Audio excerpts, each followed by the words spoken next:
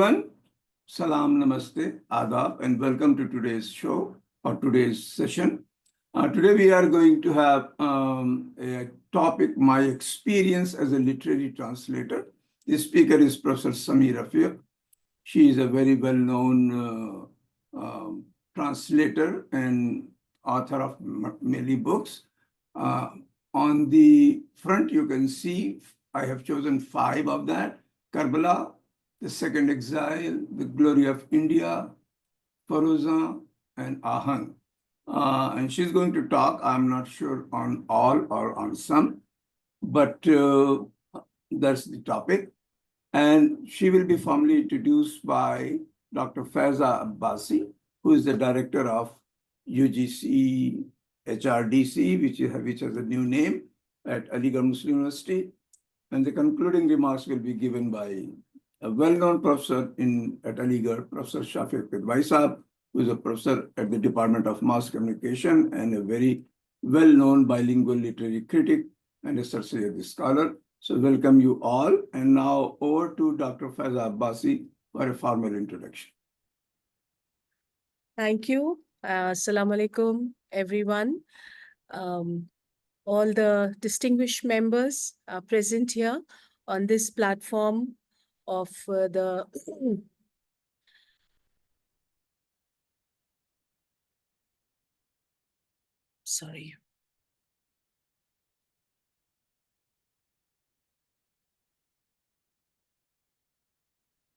the Indian Diaspora, Washington, D.C., which is presenting today Professor Sami Rafiq on her experiences as a literary translator.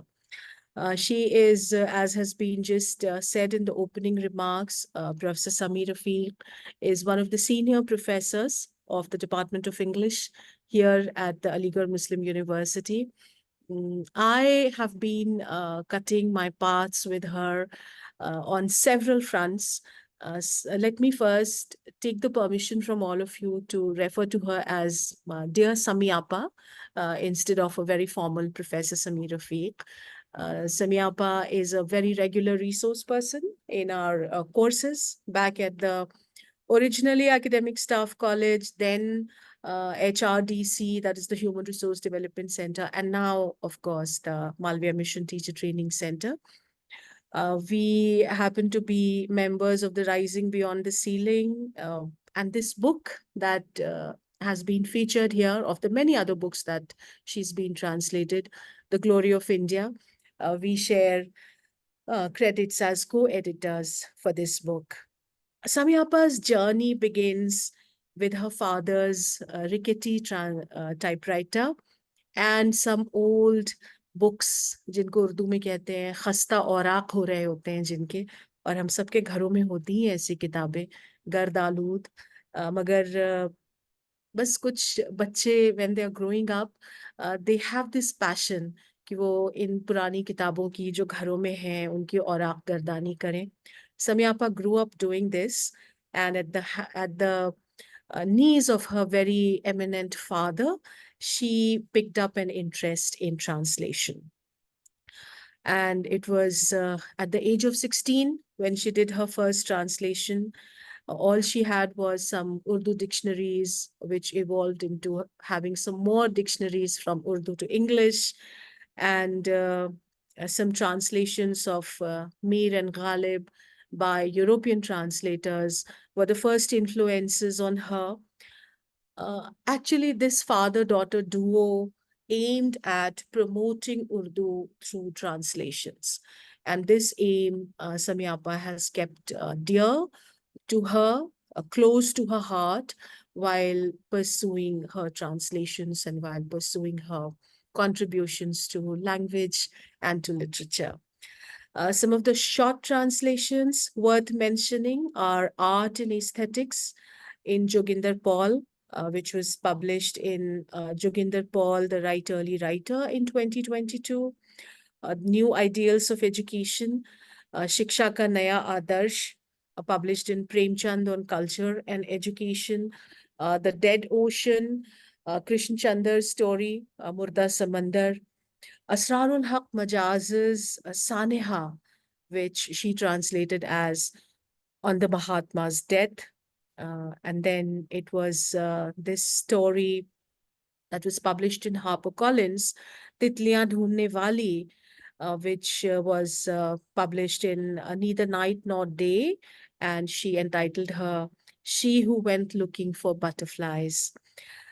She also translated Sir Sayyid, the Sayyid Ki Lohe Turbat by Allama Iqbal as Sayyid's Tombstone, Green Wounds, Hare Zakham, Rafiq Pilibhiti's poems, Feroza, a collection of Moines and Jazbis, poetry, The Ogress, Chudail by Shakila Akhtar. It was published in the Maulana Azad Journal of English Language and Literature. She also translated Hamida Salim's essay, Majaz, My Brother, which was originally written as Majaz Mera Bhai, and it was published in the Sahitya Academy journal. I'm one of them too, a poem by Shehryar, translated by her for the Women's College magazine, and Nature in the Eyes of a Poor Man, again a translation from Feroza, Fitrat Ek Muflis Ki Aankhon Mein. And she recently translated poems from the poetry collections of Rahi Masoom Raza for an ongoing project of the Sahitya Academy. She has also recently translated some books, which includes Karbala, a play by Premchand, for which she partnered with Haris Qadir, A Woman in the Trees, poems on climate and nature, another new area of literature that she has decided to espouse, that is climate literature. Again, impressionistic painting and Tennessee Williams plastic theater. It was published by Authors Press, New Delhi. Ahang, it has been featured also by the organizers. Her very memorable collection of poems by our very own Asrarul Haq Majaz, the one who gave us the Tarana, the one who made us Bulbule of a beautiful Chaman. This was published by her in 2014 by Authors Press.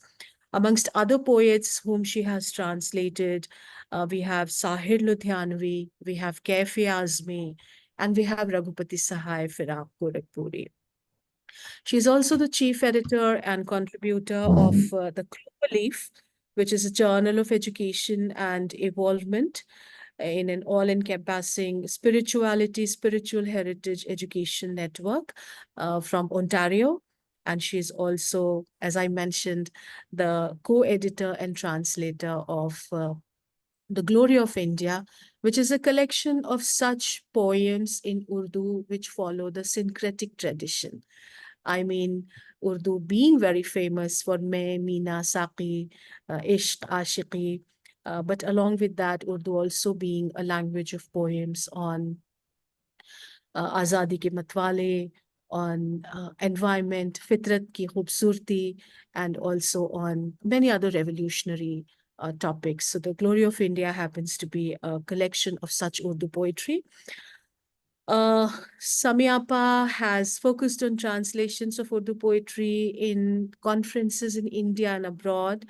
Notably, in 2012, she made a presentation on translations of Urdu writings by women writers at the American Translators Association conference. And she was the only one to represent the Urdu language in this very esteemed conference where 50 languages of the world were being spoken about, were being talked about. She has been translating Majaz, and now she has translated 40 poems of Majaz, which have been included in, and again, the Sahitya Akademi Journal, Indian Literature, and we've already seen her beautiful translation of the interesting article written by Majaz's sister, Majaz Mera Bhai, which Sami Appa has entitled Majaz, My Brother. So this journey certainly must have been very interesting, and it must have also been full of challenges. We are here today to talk to her about her journey. And we are here today to wish her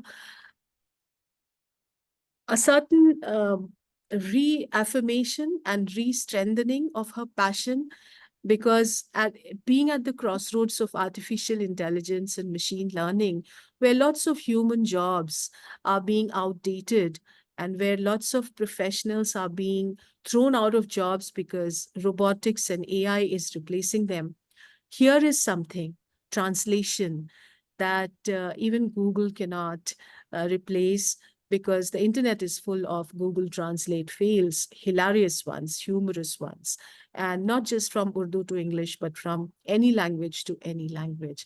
It's not about translating the words, it's about capturing the essence.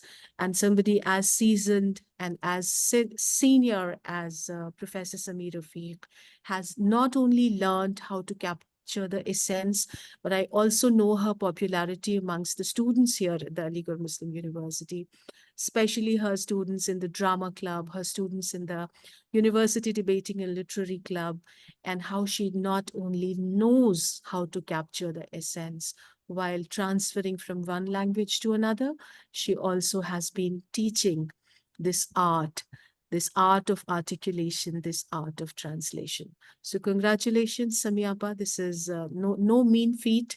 It's a major achievement.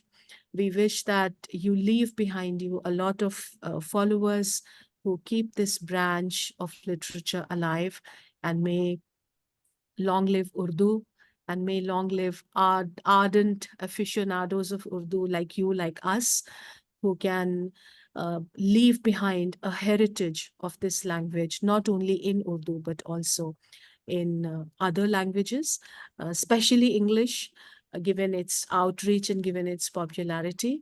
And may the aim instilled in you at the age of 16 by your father, that Urdu can be promoted by English translations, it be an everlasting passion. Thank you very much. It's over to the coordinator, and we are all eager to participate in this discussion. In fact, over to Professor Sami Rafiq, but thank you very much, Faiza. Yeah, please. Thank you very much, Faiza, for your kind words. I don't deserve so much. Thank you so much. First and foremost, I would like to thank my better half, my sweeter half, my happier half for bringing me here to this point. I want to thank the organizers. I'm very grateful to you all for giving me this chance. I never thought about any sequence about these books. I never thought that they would, be taken together. It was just a passion, labor of love that we started at a very early stage. And I remember right in 1979, when there was this international book fair in Delhi, my father and I, we were roaming around the stalls looking for translations of Urdu. And that's where it all started. And after that, he said, let's try translating something. I had no idea about translations, absolutely nothing. I said, Chali, karte. So then we started with Iqbal, never got published at that early stage. But obviously, if you love doing something, if you do it with passion, the reward comes, things get published as you pick up your skills. So maybe it was that. So, with whatever work that is done, I always pray for my father and always thank him for putting me on this road. I'm into creative writing too, but it seems that translation has given me more rewards than my own writing. And that was something that he insisted upon it. There were times, and there are times in a woman's life when she's too busy to do anything, especially since I was working. I had to take care of my children also, but he was always there like an alarm clock. Sami, karna hai, kitab khatam karni hai, karna hai. And I used to say, I'm busy, main nahi aa sakti, so because they were in Amin Nisha at that time. So I had to go there, and then I should say, okay, Sunday ko when when the kids are asleep, I'll come. So then I used to spend 2 hours on Sunday and do the translation. So can you still hear me? Yes. Okay. So we started off first with Krishan Chandra. I mean, I went into story publishing stories. I found that much easier than poetry. And there used to be a newspaper at that time, newly published from Bombay, the Sunday Observer. And I started off with a poem that was my first published story in a newspaper. And obviously, Iqbal had already been translated by European writers and all, couldn't find much place to publish. But Krishan Chandra was new for me and not much published at that time. So I was able to get the stories published. Some of them, some of the collections were of Rakshanda Jalil, my cousin. So some of my translations were an inspiration from her. She encouraged me and they got published. Now I'd like to mention about the very first collection of poems that was by Moin Ehsan Jazbi, and that was Jazbi's first collection of poetry. My father was, really enamored by Jazbi's poetry, and it was a thin volume, and he said that let's try publishing it. So this is almost 15 years ago. We translated it, and it was very difficult to find publishers for translations of Urdu poetry. Whenever I went to book fairs and all, I looked around. They said, look, poetry is difficult, fiction is easy. So things came around the corner. The academic staff college was there, Tirvaisa was there, Faiza was editing collections with me. So I got a chance to, publish my poems in the Glory of India, that collection of poems that Faiza talked about. And then, interestingly enough, once in the university, there was a gathering to remember Majaz. Now, my father had mentioned Majaz, but from childhood, I was in a convent. So I hadn't really studied Urdu. I knew very little Urdu. It was only when I came in BA, then, my father made me sit down and he made me read and he made me read Iqbal and we started these translations. So I didn't know too much about Majaz at that time, but I was there at that meeting and there his sister was there, Hamida Salim. And I had a poem by Majaz Saneha and on the death of Gandhi.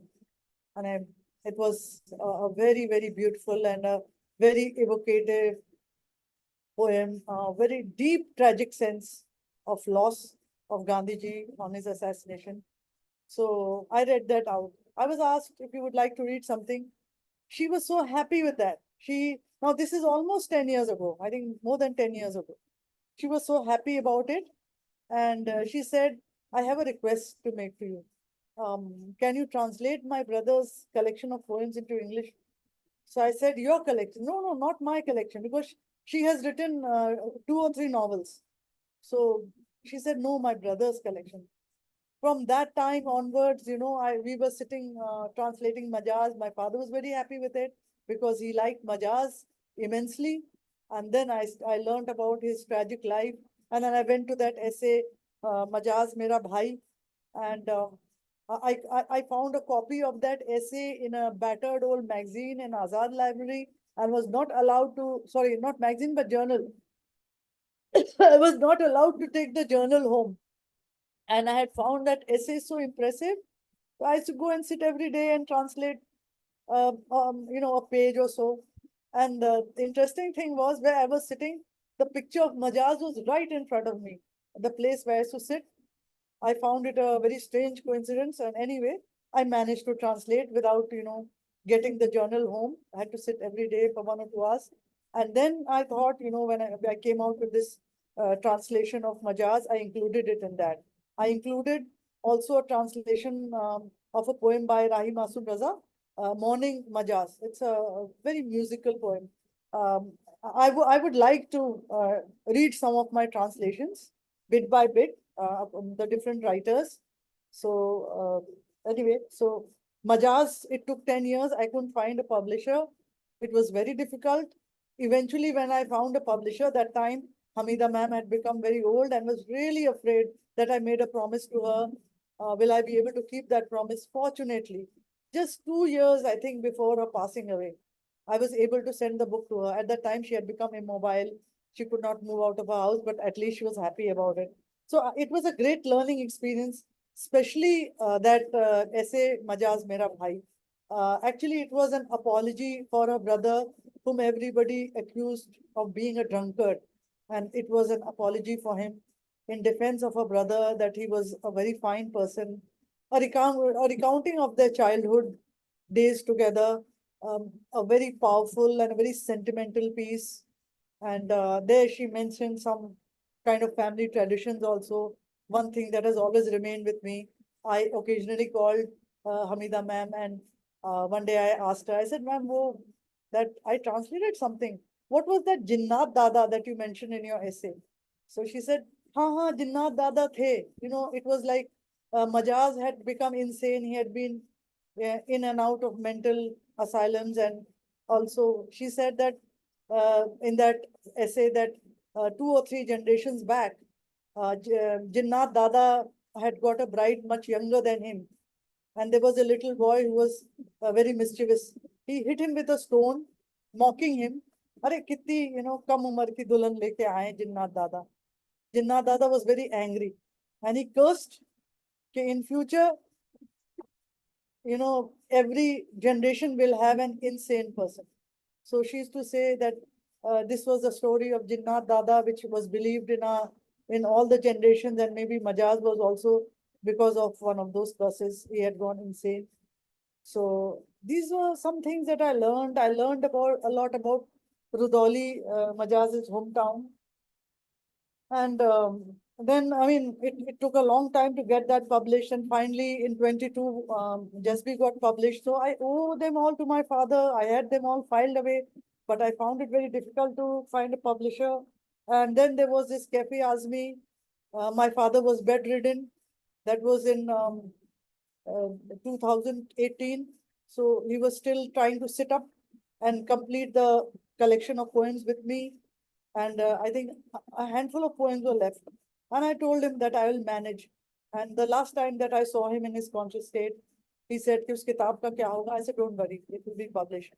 So, like, my thanks is due to all those who helped me, and Professor Fidwai, who was helpful in getting me this publisher. And I managed to publish this Dusra Banbas by Kefi Azmi. I came in contact with Ms. Shabana Azmi, and they were very kind and very helpful.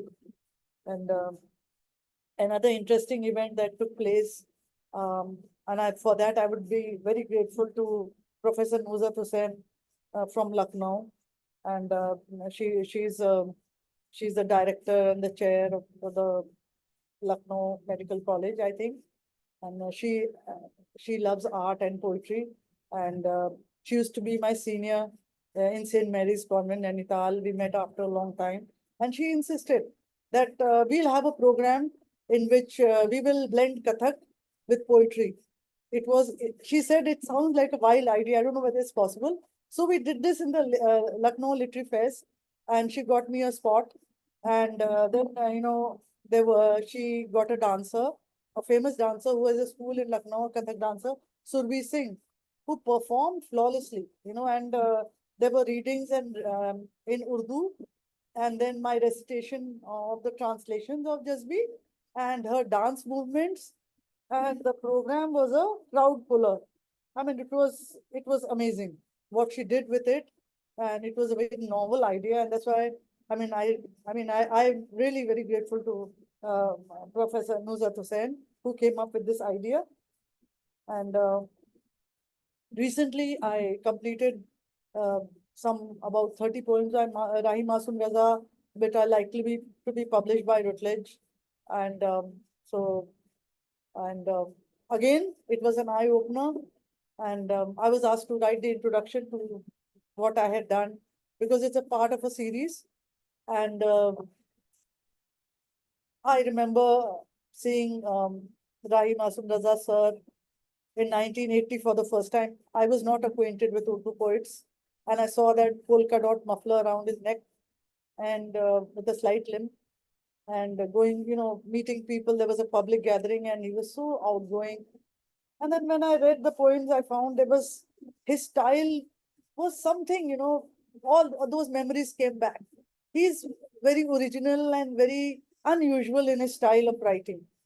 And so I got to know yet another poet while translating him, and it was a beautiful experience. So I'm not going too much into about myself now. I would like to recite some poems, if that's okay with you, sir. First Urdu and then my English. Is that okay? Sure, yeah, we are waiting. Yeah, of course. Okay. So first I'll take up two poems by Majaz. I mean, I could do with just a small extract, but I think it would be nice to read the whole one and then the whole translation of his poem, Sure. Avara. So Sure. Avara was also a film song. I'm reading the Urdu. शहर की रातों में नाशादो नाकारा फिरूं जगमगाती जागती सड़कों पे आवारा फिरूं गैर की बस्ती है कब तक दर बदर मारा फिरूं ए गमे दिल क्या करूं ए वहशते दिल क्या करूं झिलमिलाते कुमकुमों की राह में जंजीर सी रात के हाथों में दिन की मोहनी तस्वीर सी मेरे सीने पर मगर रखी हुई शमशीर सी ए गमे दिल क्या करूं ए वहशते दिल क्या करूं ये रुपैली छाँव ये आकाश पर तारों का जाल जैसे सूफी का तसव्वुर जैसे आशिक का ख्याल लेकिन कौन जाने कौन समझे जी का हाल ए गमे दिल क्या करूं ए वहशते दिल क्या करूं फिर वो टूटा एक सितारा फिर वो छूटी फुलझड़ी जाने किसकी गोद में आई ये मोती की लड़ी भूख सी सीने में उठी चोट सी दिल पर पड़ी ए गमे दिल क्या करूं ए वहशते दिल क्या करूं रात हंस हंस कर ये कहती है कि मैं खाने में चल फिर किसी शहनाजे लालाए रुख के काशाने में चल ये नहीं मुमकिन तो फिर ए दोस्त वीराने में चल ए गमे दिल क्या करूं ए वहशते दिल क्या करूं हर तरफ बिखरी हुई रंगीनियां रानाइयां हर कदम पे इशरतें लेती हुई अंगड़ाइयां बढ़ रही हैं गोद फैलाए हुए रुसवाइयां ए गमे दिल क्या करूं ए वहशते दिल क्या करूं रास्ते में रुक के दम लूं मेरी आदत नहीं लौट कर वापस चला जाऊं मेरी फितरत नहीं और कोई हम नवा मिल जाए ये किस्मत नहीं ए गमे दिल क्या करूं ए वहशते दिल क्या करूं मुंतजिर है एक तूफान बला मेरे लिए अभी जाने कितने दरवाजे हैं वहाँ मेरे लिए पर मुसीबत है मेरा ए दे वफा मेरे लिए ए गमे दिल क्या करूं ए वहशते दिल क्या करूं जी में आता है अब ए दे वफा भी तोड़ दूं उनको पा सकता हूं मैं ये आसरा भी छोड़ दूं हाँ मुनासिब है ये जंजीरे हवा भी तोड़ दूं ए गमे दिल क्या करूं ए वहशते दिल क्या करूं एक महल की आड़ से निकला वो पीला महताब जैसे मुल्ला का अमामा जैसे बनिया की किताब जैसे मुफलिस की जवानी जैसे बेवा का शबाब ए गमे दिल क्या करूं ए वहशते दिल क्या करूं दिल में एक शोला भड़क उठा है आखिर क्या करूं मेरा पैमाना छलक उठा है आखिर क्या करूं जख्म सीने का महक उठा है आखिर क्या करूं ए गमे दिल क्या करूं ए वहशते दिल क्या करूं जी में आता है ये मुर्दा चांद तारे नोच लूं इस किनारे नोच लूं उस किनारे नोच लूं एक दो का जिक्र किया सारे के सारे नोच लूं ए गमे दिल क्या करूं ए वहशते दिल क्या करूं मुफलिसी और ये मजाहिर है नजर के सामने सैकड़ों सुल्तान जाबिर हैं नजर के सामने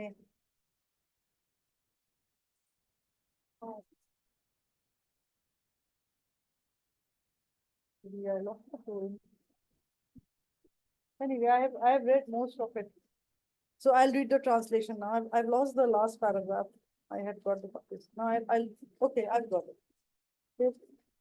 सैकड़ों चंगेज और नादिर हैं नजर के सामने ए गमे दिल क्या करूं ए वहशते दिल क्या करूं लेके एक चंगेज के हाथों से खंजर तोड़ दूं ताज पर उसके दमकता है जो पत्थर तोड़ दूं कोई तो तोड़े या न तोड़े बढ़कर तोड़ दूं ए गमे दिल क्या करूं ए वहशते दिल क्या करूं बढ़ के उस इंदर सबा का साजो सामा फेंक दूं उसका गुलशन फूक दूं उसका शबिस्तान फूक दूं तख्त सुल्तान क्या मैं सारा Qasr sultan fooq doon, eh ghame dil kya karun, eh wahshate dil kya karun. Now the translation. Vagabond. The night in the city and hopeless and idle I roam. On the twinkling, moving road, idle I roam. In this town of strangers, how long shall I homelessly roam? O sad heart, what shall I do? O troubled heart, what shall I do? A twinkling chain of lights on the road, the night bearing a beautiful picture of day, but on my heart it falls like a burning sword. O sad heart, what shall I do? O troubled heart, what shall I do? This brilliant shade in the sky, this canopy of stars, like a Sufi's reverie, like a lover's thought. Ah, but who knows who can gauge a heart's feelings? Oh, sad heart, what shall I do? Oh, troubled heart, what shall I do? Again that star has broken, again those sparks of fire. Who knows which lap will be enriched by this string of pearls? A sigh arises and the heart feels injured. Oh, sad heart, what shall I do? Oh, troubled heart, what shall I do? The night laughs and says, let us go to some tavern or let us go to the house of some beautiful woman. And if this is not possible, O friend, then let us go to some desolation. O sad heart, what shall I do? O troubled heart, what shall I do? In every direction are scattered colors and beauties. At every step, pleasures touch themselves. Humiliation comes forth with open arms. O sad heart, what shall I do? O troubled heart, what shall I do? It is not my habit to stop midway for a breather.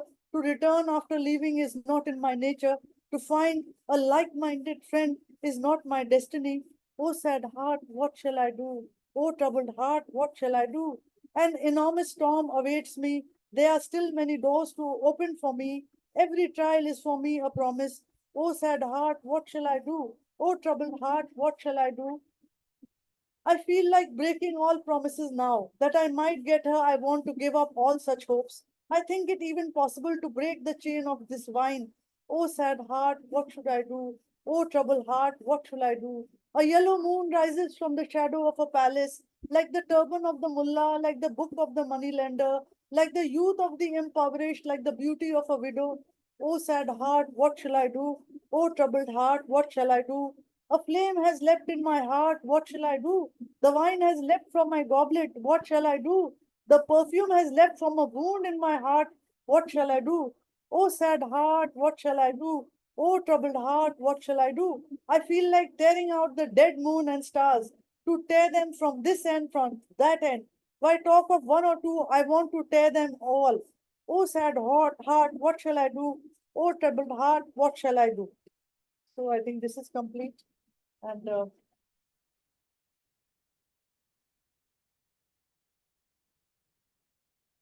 there are two poems by Rahim Masum Raza, which I liked very much. And and his poems are short, but I think the writing style is very original and very different from what I've been reading of earlier classical poets.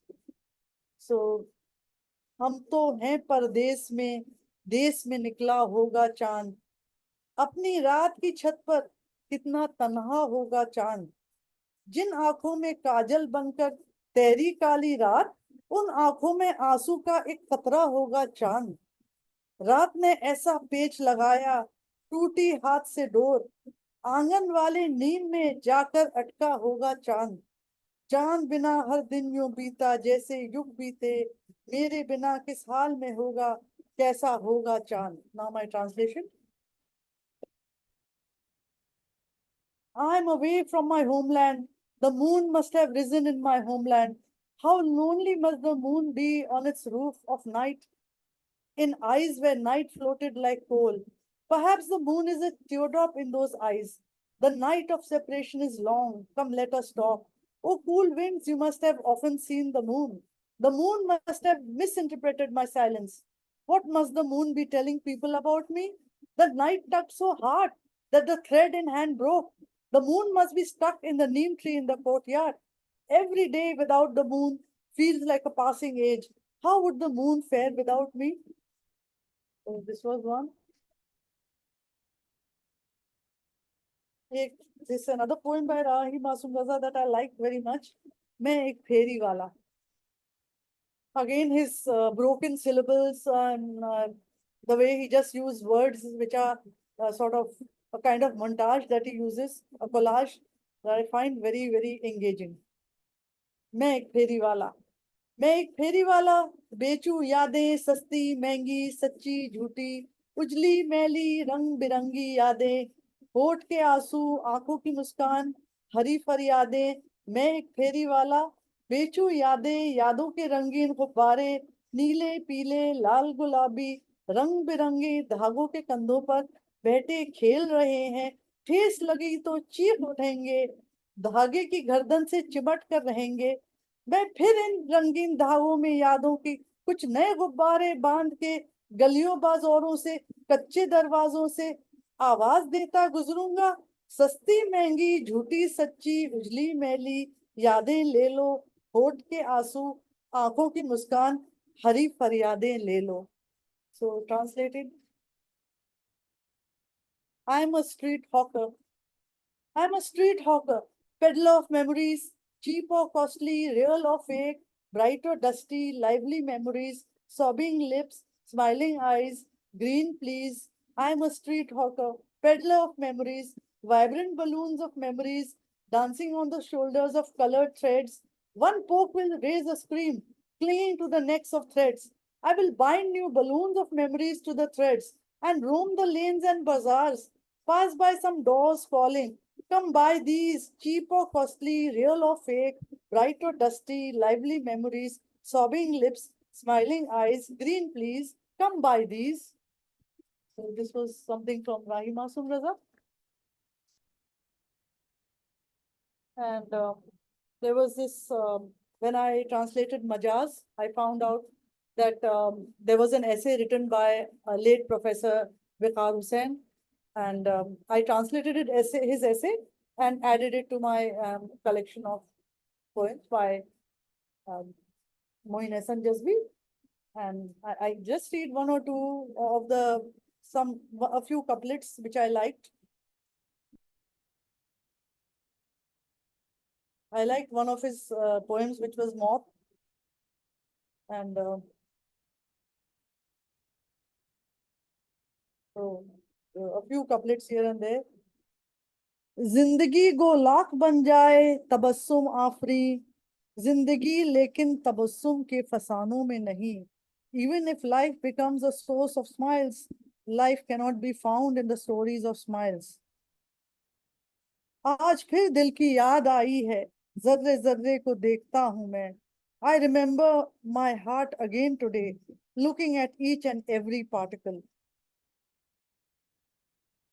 Now this is from this poem Moth. मेरी आंखों में अभी तक है मोहब्बत का गुरूर मेरे होठों को अभी तक है सदाकत का गुरूर मेरे माथे पर है अभी तक शराफत का गुरूर ऐसे वहमों से भी अब खुद को निकालूं तो चलूं The pride of love still in my eyes, the honor of fidelity still on my lips, the glory of ideals still sits on my brow. I shall leave when I am free of such illusions.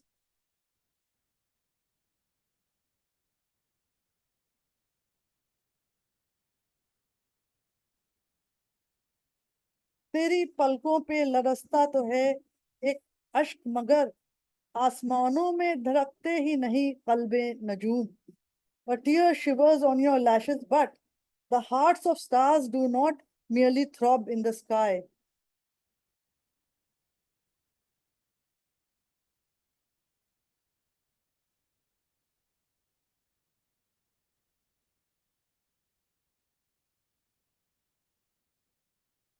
And Kefi Azmi. Kefi Azmi's, I think the most important poem is Dusra Banvas. That's the first poem in this collection. And I'll read that first.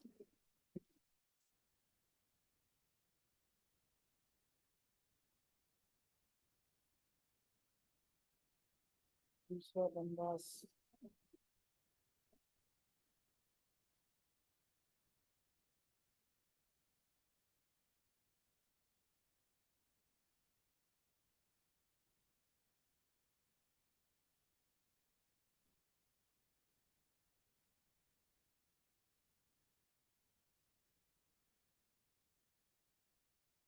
There's one poem that is Aurat, and it's a long poem by Kefi Azmi. I liked a few lines here. The whole poem is very good. Uh,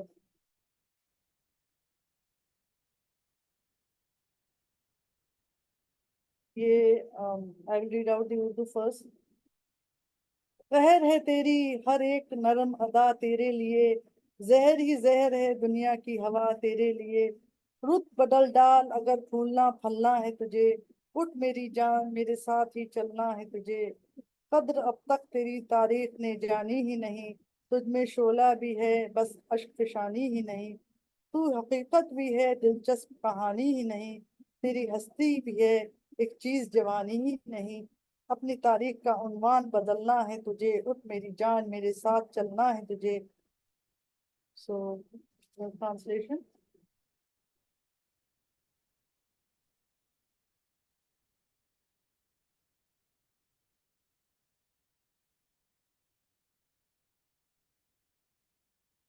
Every gentle grace of yours is disaster for you. The air of the world is filled with poison for you. Change the season if you want to bloom and blossom. Arise, my love, you have to walk with me. History has not known your value till now. You hold not only tears but embers too. You are reality too, not just an interesting story. You have an existence too, not just youthfulness. You have to change your status in history. Arise, my love, you have to walk with me. Come out of the prison of antiquity and break the statue of traditions. Come out of the feebleness of luxury and the superstition of gentleness. Come out of the circle of honor drawn by sexual passion. Come out of the prison of love, that too is a prison. So, what of the thorns on your path? You have to trample flowers too. Arise, my love, you have to walk with me. So, I was looking for the Urdu version. I seem to have misplaced it somewhere. I'm looking for it. दूसरा बनवास.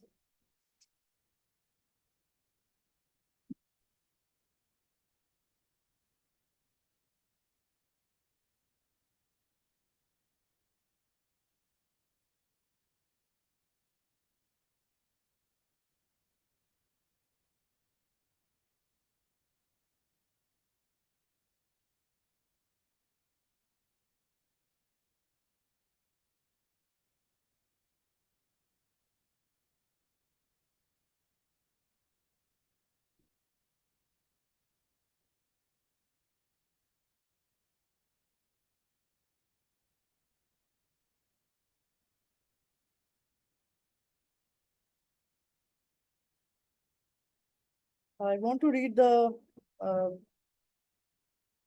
ये दूसरा बनवास, the Urdu version. I'll just read it. Ram बनवास से जब लौट के घर में आए, याद जंगल बहुत आया तो नगर में आए, रक्स दीवानगी आंगन में जो देखा होगा, 6 दिसंबर को श्री राम ने सोचा होगा, इतने दीवाने कहाँ से मेरे घर में आए, जगमगाते थे जहां राम के कदमों के निशान, प्यार की कहकशां लेती थी अंगड़ाई जहां, मोड़ अ, अ,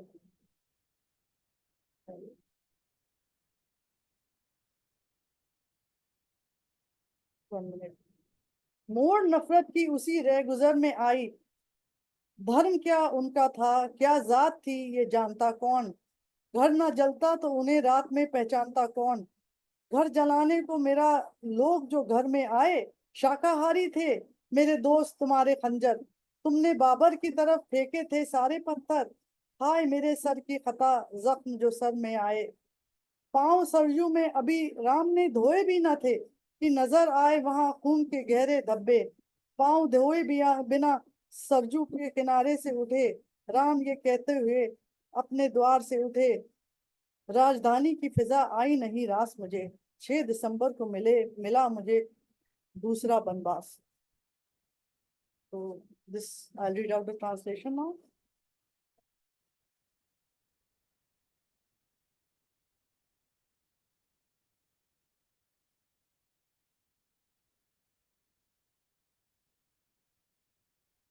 When Ram returned from exile, he missed the jungle when he came to the city. When he saw the dance of madness in the courtyard on 6th December, Sri Ram must have thought, how did so many crazed ones enter my house? In the place where Ram's footprints used to glow, where the rainbow of love used to stretch, that very path took a turn towards hate. What is their religion and their caste, who can tell? A house was burnt in order to recognize them in the night. They were the ones seen with burning torches. Your dagger is vegetarian, my friend. All your stones were aimed at Babur. My head is at fault that it got injured. Ram had not even washed his feet in Saryu when he saw deep stains of blood in it. Rising from Saryu's edge without washing his feet, so saying, Ram left his door. I am unaccustomed to the air of the capital. On 6th December, I got a second exile. So these were two. And the last one is from Karbala. This was translated by two of us together during the time of COVID. We were working online. He's associate professor in Delhi University, Haris Kadeem. And we did it in parts, sitting, and coincidentally, there were two things that were similar. He was taking care of his ailing mother, and I was taking care of mine. So we had to keep taking breaks in between. It was a long journey, and also we kept talking about the power of this play by Premchand, जिसको हमें हिला दिया. इसको पढ़ने के बाद जैसे रात को नींद नहीं आती थी. जो करबला के उन्होंने वाकया इसमें यूज किया है, और मतलब जितनी पैशन के साथ ही has done it. I used to tell him, Haris, मेरे रूंगटे खड़े हो रहे हैं इसको पढ़ के. He said same thing here. So I mean, it was amazing. How did he get the essence? And the thing about this play is that there was a group of Hindus in Saudi Arabia, and they had taken part in Karbala. So that's what inspired the play, and that's why Premchand wrote it. And there were some problems also. He has done a lot of poetry in this in Braj Bhasha. So we had to sit down and write and rewrite the poems, and approach different sources to get the proper translation of those, and try to make the verses to get the jingle that was there in the original. I've heard about Karbala from my childhood, but I think this play, opened my eyes more than ever. It touched my heart more than ever. And the last scene, I mean, I've given some lectures to students also. Many of them don't know about Karbala, especially if they are not Shias. So I tell them, please do read this. You will get all the details right, and you will feel the tremendous sorrow and the tragic sense that is there. And the Hindus who fought beside Hussein, when he said, why will you fight with me, beside me in Karbala? So they said that we believe in the truth. And since you are fighting for the truth, we'll fight for the truth with you. So when I was in Lucknow for this function, for the Lucknow Literary Fest, I happened to meet Shabana ji and Javed ji there. And Javed Saab saw this, and he's used to humor. He said, इस किताब में अरे ये कैसी तस्वीर है भाई, जहन्नुम चले जाएंगे इन तस्वीरों को देख. So I said, actually, this was about some inspired by some Hindu Brahmins, and that's why I wrote this. So he said, मुझे मालूम है उनको हुसैनी ब्राह्मण कहते हैं, और आपको मालूम है सुनील दत्त भी हुसैनी ब्राह्मण थे, आपको मालूम है. So jokes aside, he welcomed this book. So let me just read the last dialogue. Almost the last page. Shimur was the one who was up ahead in trying to, kill Hussein, and he found that the soldiers' hands were trembling. He kept pushing them. Jao, jao, lado, or maro. So, but they felt numb when they saw Hussein. So, Shim says, shooting an arrow, you will die at my hands. No, just 1 minute. Before this, in this time of, he says, in this time, Hussein says, in this time of peril, nobody will betray me. No one would lose respect by betraying a dying man. He turns the horse and races towards the tent. Ah, human beings are even more evil and treacherous than I imagined. Even at this moment, he has betrayed me only so that I might not drink water. He returns to the battlefield and attacks the army. The soldiers run hither and thither. The soldiers do not stand before Hussein. Then Shimr says, shooting an arrow, you will die at my hands. The arrow pierces Hussein's mouth and he falls from the horse. He raises himself once again and starts fighting with his sword. Saad, Shimr, your soldiers are going towards Hussein's tents. This is inappropriate. Shimr, it is not your job, it is not our job to protect women. So Hussein says, Saad, if you have no fear of religion, you are at least a human being with a family and children of your own. Why don't you stop these miscreants from entering the huts? Now, Saad was one who had defected from Hussein's side, and in the end, he's sorry. So I just go to the end now. He says in the end, now what is Shimr says to his soldiers, what is wrong with you? Please, this is not Hussein, but the Prophet himself. His grandeur has overpowered my senses. Oh God, don't send me to hell. Shimr, he is fated to die at my hands. You are all chicken-hearted. Holding his sword, he sits on Hussein's chest. Hussein opens his eyes and stares at him. Shimr, I am not one of those cowards who are terrified by your glances. Hussein, who are you?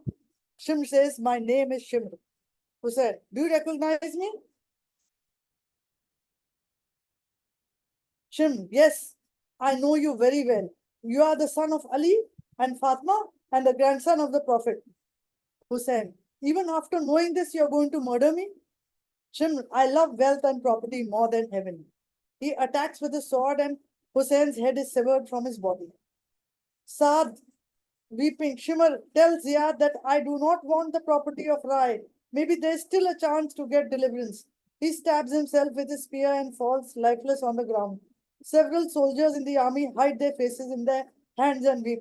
The sounds of weeping and wailing emerge from the tents. So this was the last page. So I have tried to cover all my translations, little bit here and there. So if there's anything that you would like to ask. Well, that we will cover in the question and answer session. So if you are done, Shafi Saab is ready for his concluding remarks. And after that, we will enter into question and answer. Shafi Okay. Saab, unmute yourself, please. आपने नहीं कर लेंगे, इतने expert हैं तो नहीं, unmute करें, नहीं कब हो पाए आप unmute? No, I'm audible. Yes, now. Yes, thank you very much. First, I congratulate Razi Bhai for organizing such a wonderful session with a very accomplished translator, because we live in a age which is known as age of translation, and translation has come of age. Even a translator now getting their due. Earlier there was a translation activity not known as a full-time activity. It's perceived as a very trivial or insignificant activity, but now for the last, I think, 20 years, translation has come of age, and translator they are getting their due. Rabasa, who translated Marquis into English, and Marquis once said that my book my translated book originally was written in Spanish, and it is a book translated and rendered in English by Rabasa is the best, is better than the original one. And in India, Gitanjali Shri got an award, English translation, and so is Khalid Javed. Javed got a JBC prize because of a very wonderful translation. So translation, what translation is all about, and we hardly come across with the views of translator. So that's why Dr. Rafiq Saab, we are thankful to him that organizing a such a session to understand, because we normally, most of the time, translators have been left aside. Their views in the act of translation, in the translation process, and their insight into the work is hardly aware of. So as far as Dr. Sami, Professor Sami Rafiq is concerned, she translates both prose and poetry with equal ease.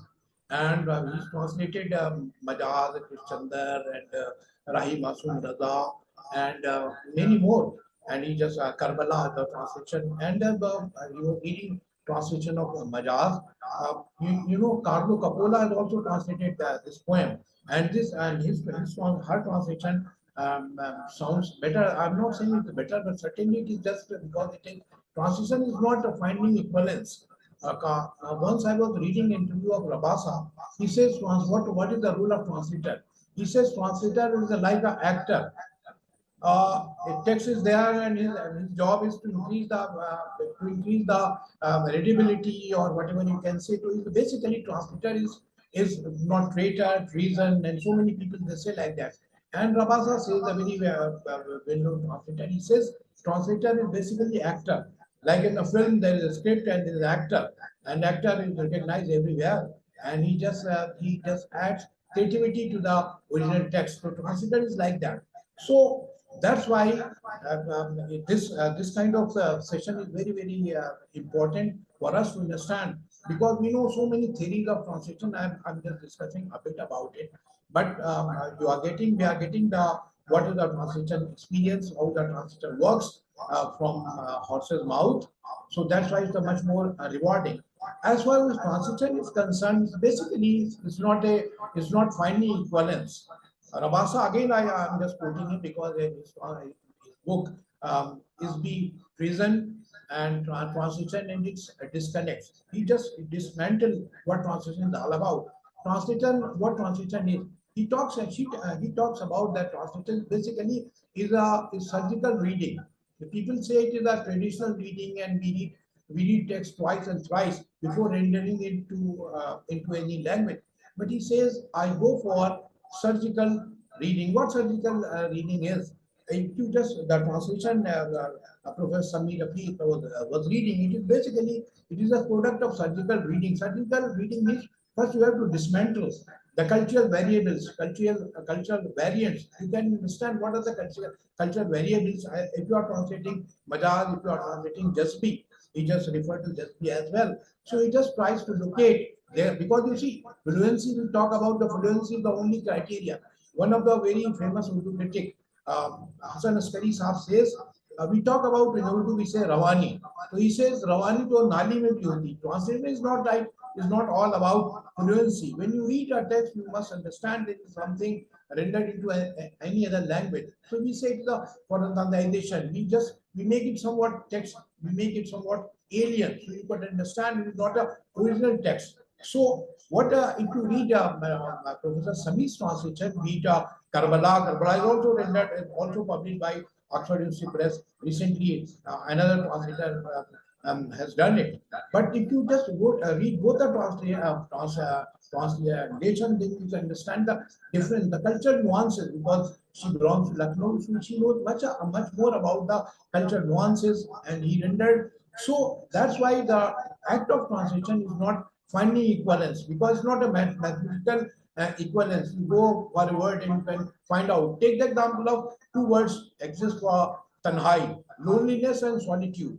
And Rabasa picked up solitude. Not only loneliness has got some kind of connotation, negative connotation, loneliness, but solitude is more inclusive, and it has got more, I would say, more exhaustive. So if you read his her translation, I reviewed his book on Prosa. He translated Jazbi's book for book review. Then I just realized how much pain she took to understand, to render it into English. So translation, what translation is all about? What is the role of translation, and what kind of text? So basically, the translator is not only translation is not act of finding equivalence. We say it is a semantic interpretation, or rather recreation of the text, original text. We first to understand what is the communicative intent of the author. We try to render into a particular language, that is we say target language, is a source language. So the cultural variables are very important. So if you read her translation, Professor Sami Rafiq's translation, I went through all of his translation. One book she referred to. I'm afraid he has not she has not read any poem. She translated glorious tradition of India, glorious of India, some patriotic, some poems on patriotism. She translated. So, what the point I was just making is, what translation is. We live in an age where translation has become very, you can say, very formidable activity, and we say translation. There's another theory of translation is like if you read some, we say transcreation. Transcreation means when you think the origin is only you can say uh, only a trigger point, and you can create only a new text. Take the example of Charullah Thakur's translation. If you read his translation of Antonin Cleopatra, then it may remind you Masnavi Zahresh. So this kind of translation in the name of translation in Urdu, it is very popular. We we just do it. Yeah, we name an author and we just render it into just to cultivate or cater to the culture needs of the target language. That is not true. So nowadays translation has become, as I'm saying this point time and again, it is a major literary activity, and all the work, all the not only literary translation, in everywhere translation is very primary. So as far as Professor Sami's translations are concerned, they read very well. There are so many equivalents are there. So many equivalents are there, but she tries to find out the most appropriate word. Equivalent is not possible. Take the example of Urdu. There's the one word is a dupatta. If you want to render it to the English, I'm afraid you won't find the equivalent. If you say headgear or scarf or stole, any word, I don't think you will find it. So at least culturally, it was close to it. You will try to understand it. So as far as his translation is, her translations are concerned, they read very well, and his range of translation is just enormous.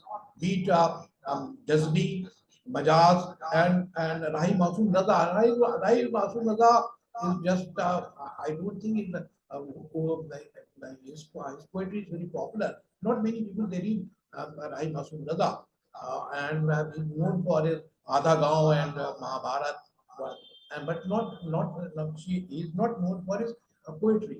But he was an accomplished poet. Through his translation, we came to know how accomplished a poet Rahim Abdullah was. So is the case with the Jazbi. Jazbi's translation, you see, if you translate Majaz, you are translating the Kafi, and you are translating Jazbi, it was entirely different. Jazbi poetry is more dense. It achieves that meaning very slowly. So to grasp it is very difficult. Otherwise, if you take the example of Dusra Banbas or Rahim Masoom Raza's poetry, it was some kind of statement. A statement is there, and political ideologies are there. But basically, to translate this kind of romantic connotations are there, it's extremely difficult. Especially if you translate Ghalib, if you translate Mir, or if you translate new classical poets. Take the example of Jazbi. Then that shows her range, her competence in translating the various texts into English. So this is her real worth. And nowadays, not people they know English very well, but as far as Urdu is concerned, I'm afraid not many people they are aware of the nuances of the word. So translating from Urdu into English is extremely difficult. You can produce a text that may read well, Rawani hogi, that we always are about fluency, but fluency is not the only thing.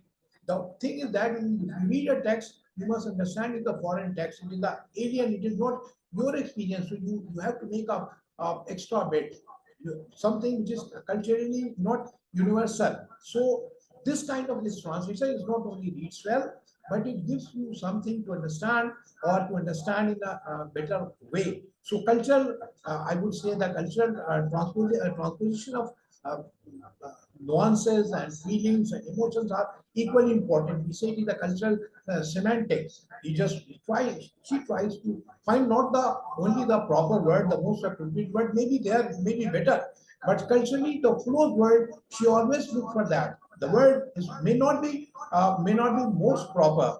Maybe it is a proper, but that is close to that. But culturally more alive to that word. So that was her strength.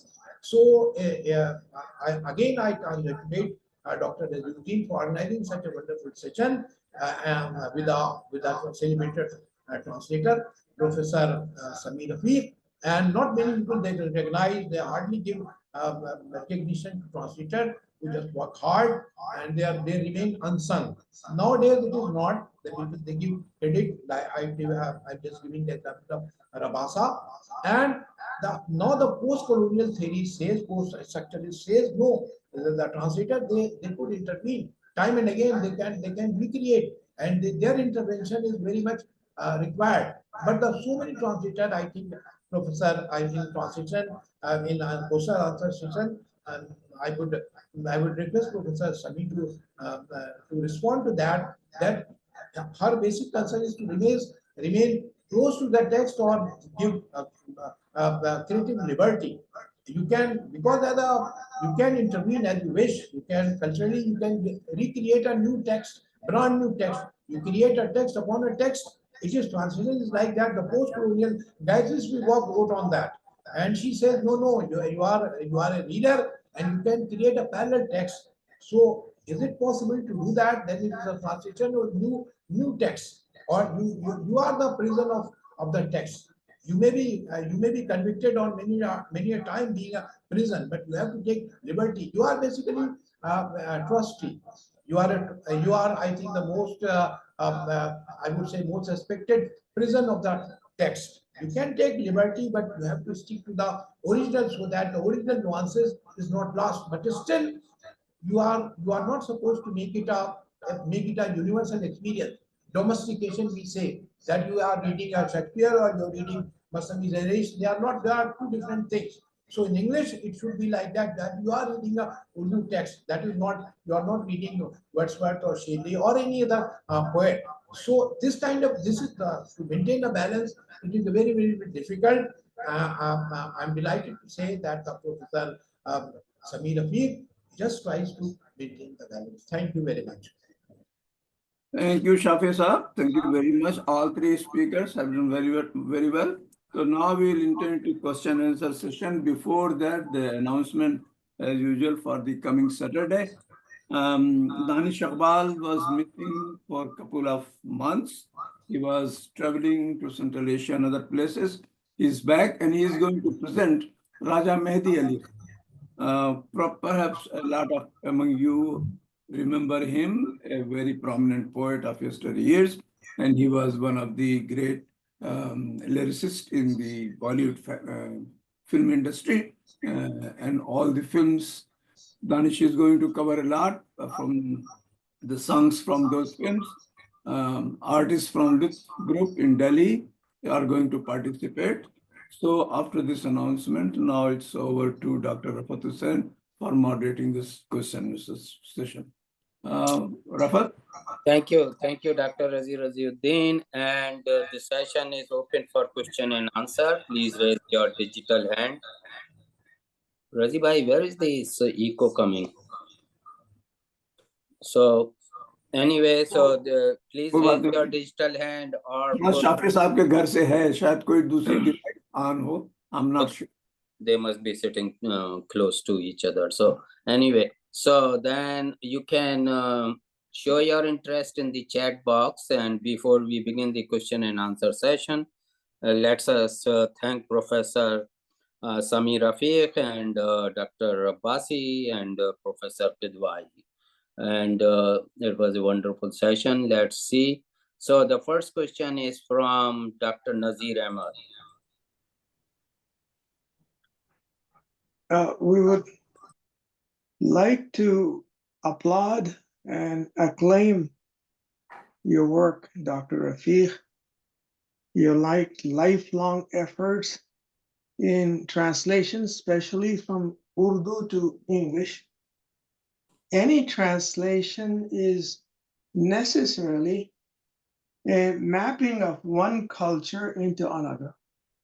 It demands an empathy and understanding of both cultures, in addition to capturing the subtlety and nuance of words and their context in each language. And having translated several books from both Urdu and Arabic into English, I felt helpless on many an occasion to do justice to the work. And that was especially so when I translated the Quran and classical works of Tasawwuf. My question, ma'am, is this. In the enormous amount of work you have produced, have you experienced such moments of helplessness? And if so, if you'd be so kind as to share with us how you overcame them.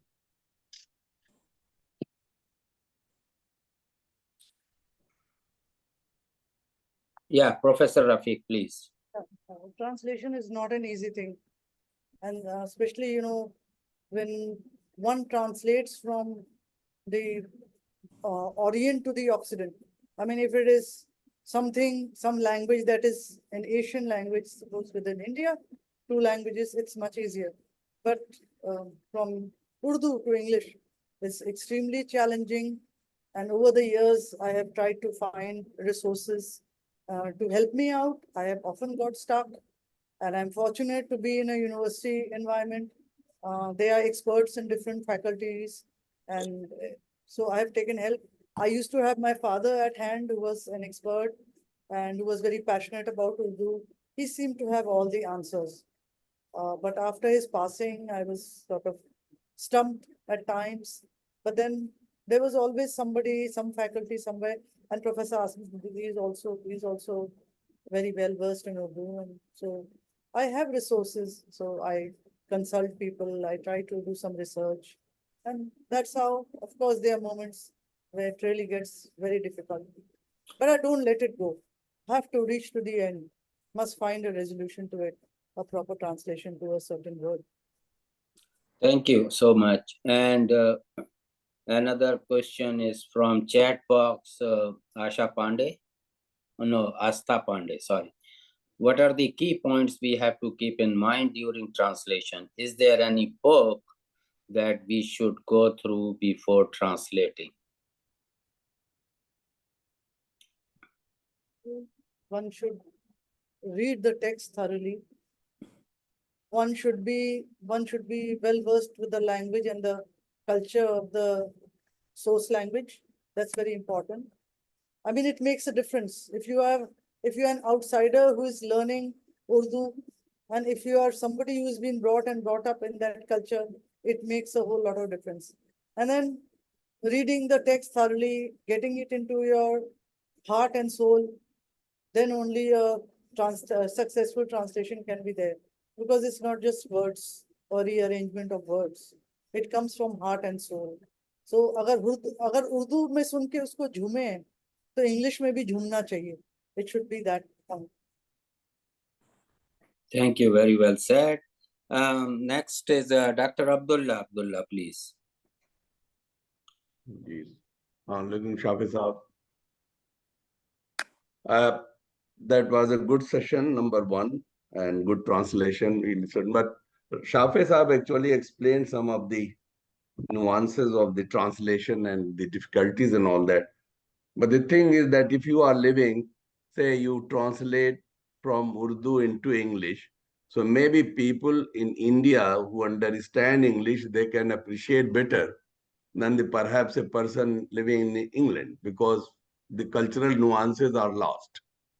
So one of the thing is most difficult part is really that how to penetrate into that culture. And that's why transcreation is perhaps the more popular, as Shafi Saab said. But these days, I'm just deviating a little bit, like the immigrants who are living in a different country and having the experience of that culture, when they translate from that language to Urdu, perhaps they are much more closer because they have seen both cultures. So that is one obstacle, and that was also raised in the question that, what kind of difficulties you found that sitting in India, perhaps the nuances of the culture of the British and the English is difficult. So I don't think that it was already answered. So that was a comment, basically. Thank you. Thank you, Abdullah Saab. Abdul Jabbar Saab. It's a great session, but I think my question has been answered anyway. Okay, thank you. I don't have any comments. Coming from Tamil Nadu, I have seen translations of some of the important text, Tamil text, epic, like Thirukkural, has been translated to English. So Radhakrishnan, Professor Radhakrishnan was very fond of translations because Thirukkural is one of the remarkable, kind of, not a book, but it's a kind of, I don't know how to explain that, but I think, so that's what I'm interested in this presentation because of my background. I never learned anything beyond Tamil. And then so this very exciting to listen to the professors. Thank you. Thank you. Next is from Imtiaz Saab. When I read books, closely giving much attention to the sounds and subtleties within them, I find that the wit and humor is going to be difficult to translate. Yes, it definitely is. There's no second thought about that. But then the sense has to be conveyed anyway, and one should go as close as possible to reproducing that wit. I think that needs a lot of practice and skill, which comes over time. It comes over time. You can get very close to the original, but it takes a lot of practice to get to it, a lot of understanding of the original text. I think it's a play of language, and it takes a lot of hard work and a lot of skill, but one can get to it. Thank you, Professor. Tariq Farooqi Saab. I'm sorry, I had not muted myself. Assalamu alaikum. I think it was a very useful and exciting program. It is always very difficult to translate from one language to another. So this is more of a comment. I really admire what you did, because I always feel that when you translate from one language to another, there's a challenge about maintaining the rhythm, especially when you're talking about poetry. I mean, transliteration will lose that. Nuances, changes from one language to another. Usage, even within the same language, changes, and from country to country, it changes. I mean, you can see Urdu in India versus Urdu in Pakistan, for that matter. Language and meaning. So you have to go back to the time when it was written and then try to translate into the language where people can understand and yet maintain the rhythm. It's remarkable. Congratulations. Thanks. Thank you. Thank you, Farooqi Saab. I don't see any raised hand or a question or comment in the chat box. Razi bhai. I think invite Professor Girija Sharma. She is here. She should express something. Okay. Girija Sharma from Himachal, I think. There is a question, Afan Shiko. Well, that was a very enlightening session. I enjoyed every second of listening to Professor Sami Rafiq and Professor Shafiq Edwai, and of course, the director MMTTC. I have been translating now and then, and of course, the challenges are always there. But at the same time, I always feel that it's a very rewarding exercise at the end of the day. However, some of the major challenges that I came across while translating from one language to another, and I've primarily been translating from Hindi or Urdu that has been kind of transcribed in Hindi to English. And sometimes I feel that it is a little difficult to preserve the culture-specific issues and culture-specific proverbs and idioms that we come across. So how do we really deal with that? when it comes to translating a proverb that is peculiar to one language into another. For instance, there's a proverb in Hindi, Din duni, raat chogni, tarakki. And I came across this proverb somewhere. I really had to struggle very much to find an English equivalent for the same. I mean, roughly one can translate, but to sort of preserve that cultural, nuance is sometimes a bit difficult. So, how would you respond to that?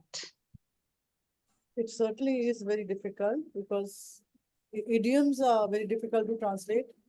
So we have some equivalents for Urdu idioms in English.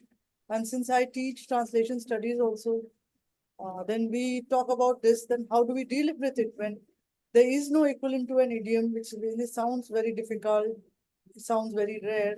Then, we sort of think about glossing that and putting that in the footnotes and explaining it.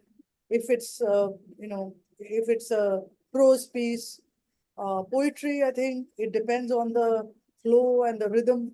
So if there's anything close to it, one could, put that in. If anything coming close to it, because the exact is very difficult.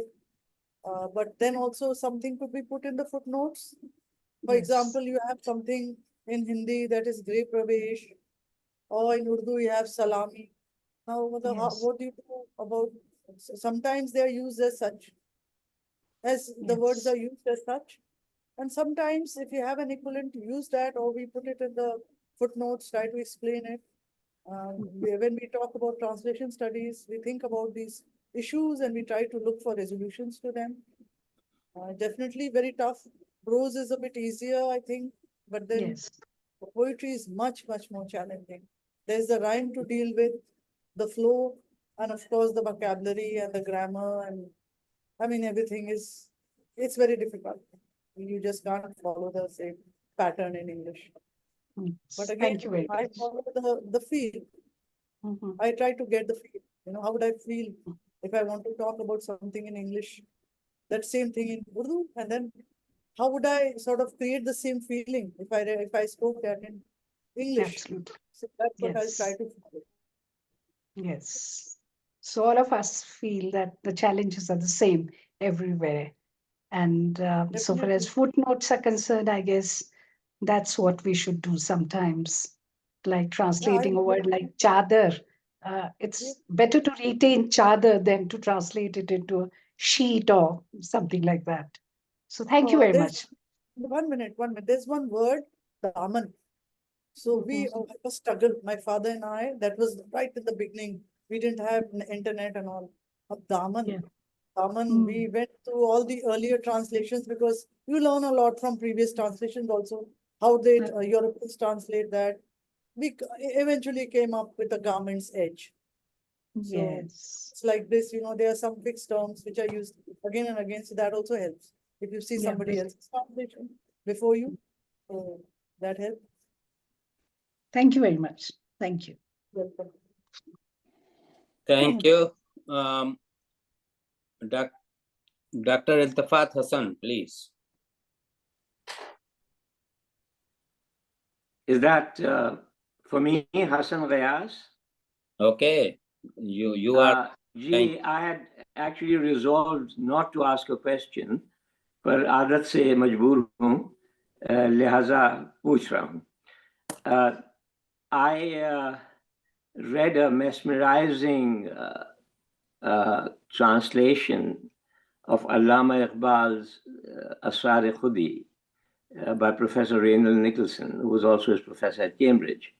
And the beauty of the translation and the way he has rendered the Persian verses into English is really outstanding and amazing.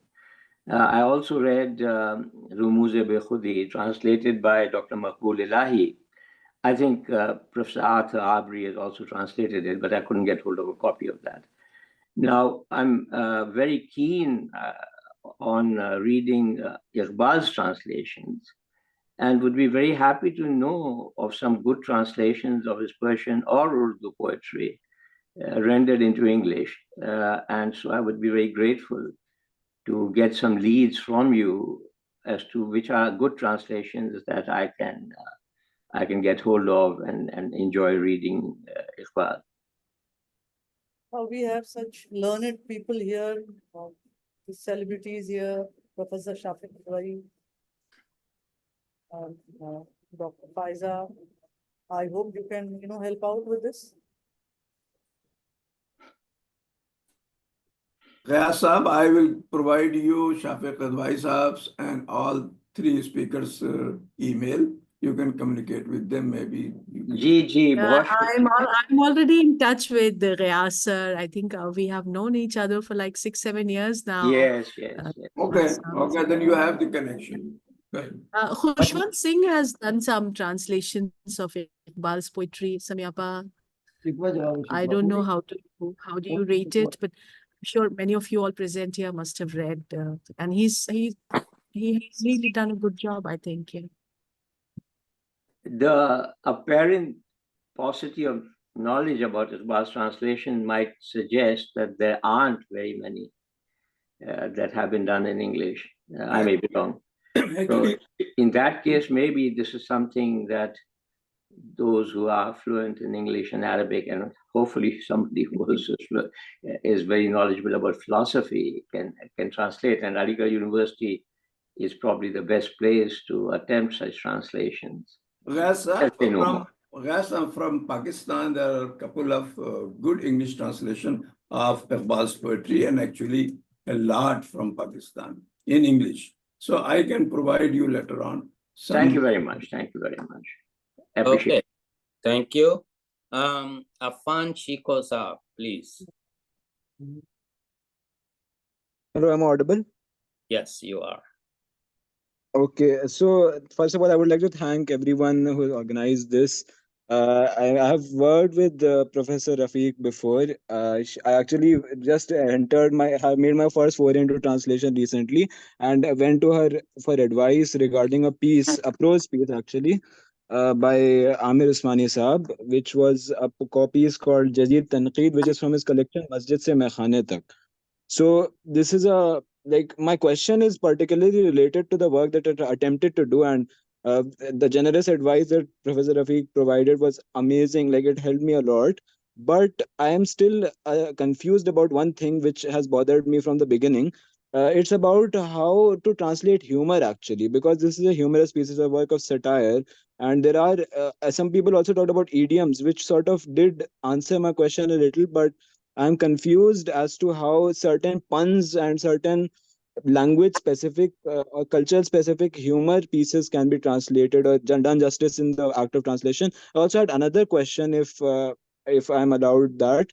It's just an opinion that I would seek from Professor Rafiq. What are her thoughts on code translation? Because I recently read an interesting article by Professor Rebecca Ruth Gold from SOAS, and she said that code translation, and she cited the example of not Rebecca, but Larissa Volokhansky and Richard Pevier, who are known for their translations of the Russian classics like Dostoevsky and even Bulgakov, as recent as the Soviet authors. So what are her thoughts on code translation? So if you could please answer, Professor Rafiq, that would be lovely. Thank you. Okay. The first thing that you mentioned about the text that you have translated and you're having some problems, I think you need to sit down and discuss it. It can't be just like guesswork. Like, you tell me some words and I give you answers.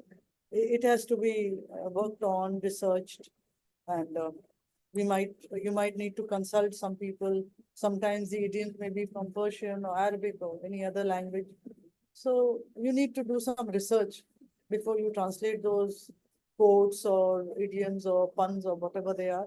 Second thing is about code translation. I think it works very well if you have a code translator, as this work, Karbala, that was done by Dr. Haris Khadir and me.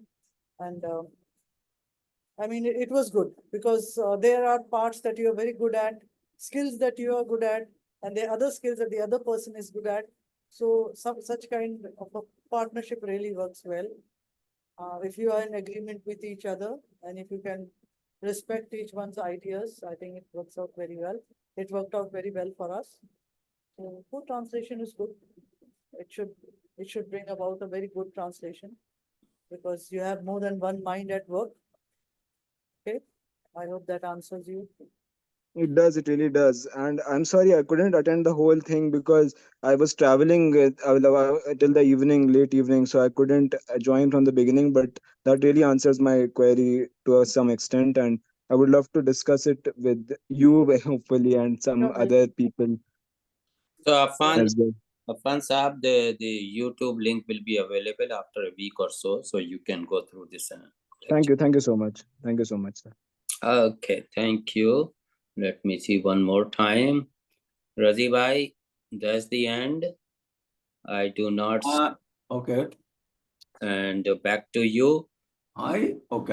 So, You don't hold on, because let me ask a very simple question. Yes, yes, So sure. that question is, fortunately or by coincidence, we were discussing the same issue yesterday with Dr. Abdullah at Juma prayer. So I said that there are so much good translations of Quran Sharif, right? And they are well accepted by the community. So the question was raised whether it is difficult to translate the poem versus the prose. And I heard that it's easier for the prose. So what is your comment? The poem, of course, is much more difficult than, and then of course, there were other issues which were already discussed in this lecture, and it was for the idioms and those kind of things. So I just wanted to ask you one more time, poem is indeed very difficult to translate versus the prose and especially the Quran. Yes. Professor Kidwai has, I think he brought out a book on study of the translations of the Quran.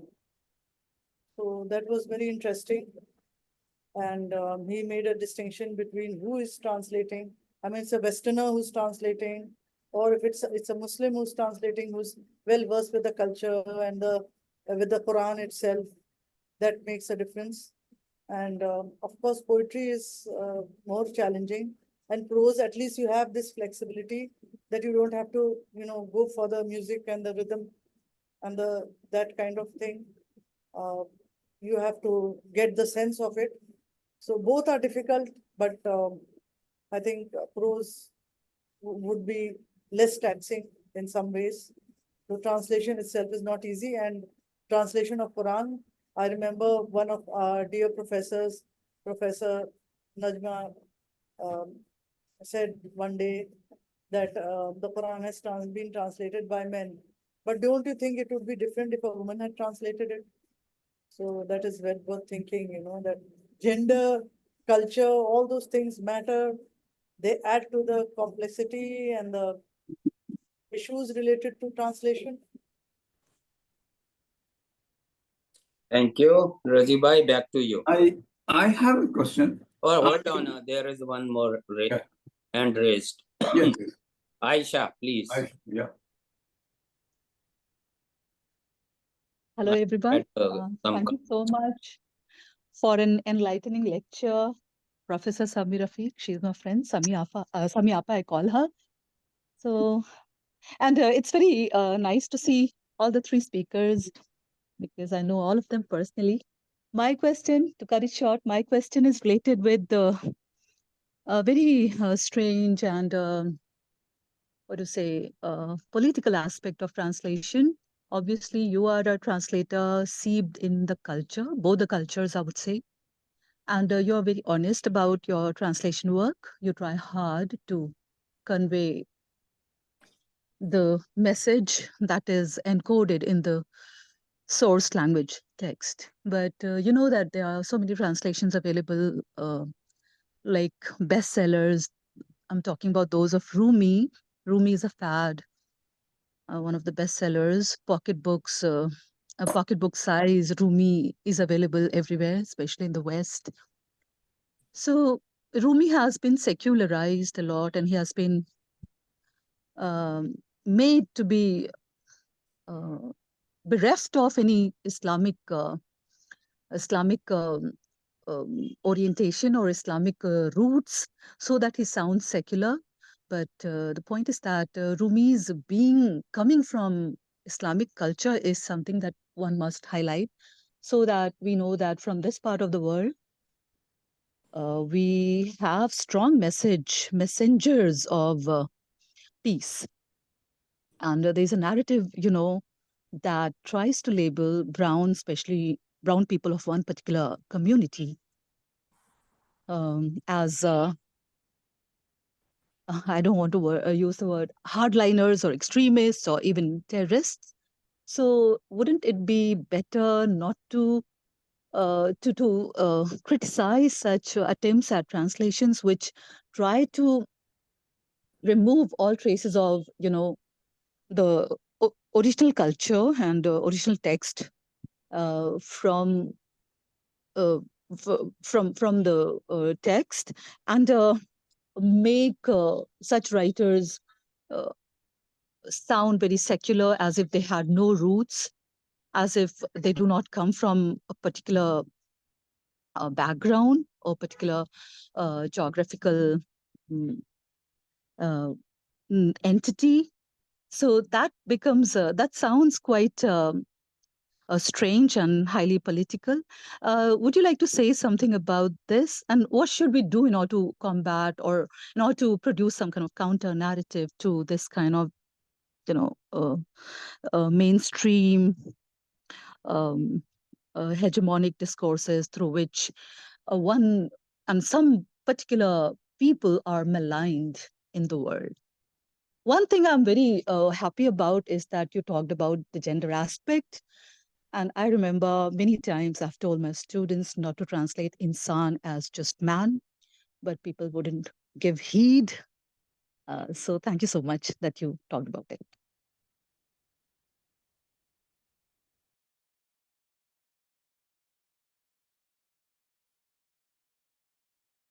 I can see Professor Kedbari as well as Professor Asam Siddiqui. So what should we do about such kind of, such construction of, such constructions that we have to counter? What can we do about it? Being a translator, I have to deal with those things, but the only thing is the truth or the passion about translating and talking about relevant things towards world peace and humanity are there. And you're talking about Rumi. So I've not translated Rumi, and I know that he's just commercialized. But of course, there must be some true good translation of Rumi too, and that it goes for art in this age of information technology. There are fakes everywhere. That we're talking about creative writing and stories or films on Netflix, and so fakes go in all areas. And really, the writer cannot do much. The artist can't do much about it. But of course, wherever their fakes are, they are the real ones also. So today it's a tough job to look for the real ones, the originals, who have really done good work. So as a writer, there's not much that can be done about it. And Rumi is not my area of translation, though I love reading him. But I've tried to go to authentic sources when I read him. That's what I tell my students. Whatever studying or research you're doing, reading translations, then go to authentic sources. There's the same thing that I mentioned about the book that Professor Kadwai had written on translation of the Quran. There are some that are authentic and some that are not. He talked about the colonial perspective seeping into the translation of the Quran. So I remember that one example that was very interesting about Jannat. The Christian translators of the Quran, they always see Jannat as a fictation of the mind. Whereas it's not so when it's the Arab translators, because it's not, fictitious. So this kind of thing, there's a difference. There's a complexity today in today's day and age, electronic media, online. So there are a lot of issues there. So one has to work harder to look for the originals and avoid the fakes. If one really wants to know about the original text and the language that one does not know. So one has to really work hard to find the originals. I don't think there's any other solution to that. Thank you, Professor Rafiq. And I see Professor Asim Siddiqui wants to say something. Of course. Asim Saab. Yes, Rajiv. I just want to make one observation because many important points have come up in this discussion. And first, I must say that I have also translated quite a bit, but I have translated only prose. And of course, I can also talk about many problems which actually I face while translating prose. And another thing is that I have also sufficiently read translation theory. That means a number of theorists also who talk about their perspectives on translation. But here I want to just make a small observation that translation theory and practice of translation, these are two very different areas. They don't meet. That means if I am very well versed in translation theory, that does not mean that I'll become a good translator also. Maybe I'll be more careful about certain things, but reading translation theory will not make me a better translator, because all translations so far, they have been done, and translation theory actually has been derived from the work actually. That means first there was translation and then there was translation theory. So that's why practicing translators or translators, they have actually done a remarkable job by translating text, because theory has emerged from those translations. Point number two, and here I must say that Sami is basically a translator, not and I would consider myself more of, say, possibly somebody who is talking about theory, this and that. The second thing is, and this is again a very important point, that, and Sami also repeatedly mentioned this, that translating prose and translating poetry, they require two very different kinds of skills. And I must say that if you have feel for poetry, if you love reading poetry, then, and if you are also a poet, for example, then it will definitely make you a better translator. Because Sami also writes poetry in English. She has published many collections of poetry in English, and maybe you can have a session separately on her poetry, English poetry.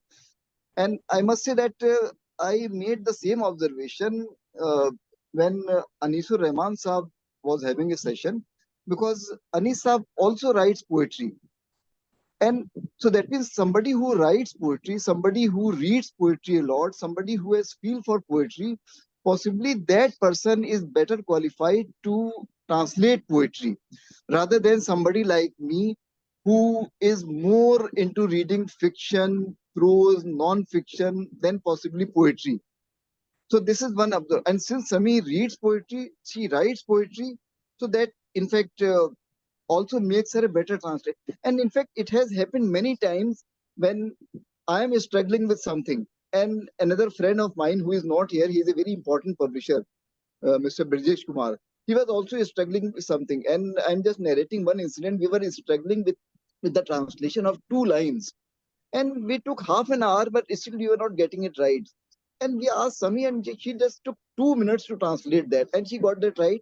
And we all agreed that hers was a better translation than possibly my attempt or Birjeshji's attempt. So that means here, this point is very important. If you are writing poetry, if you are reading a lot of poetry, then possibly you are better qualified to translate poetry also.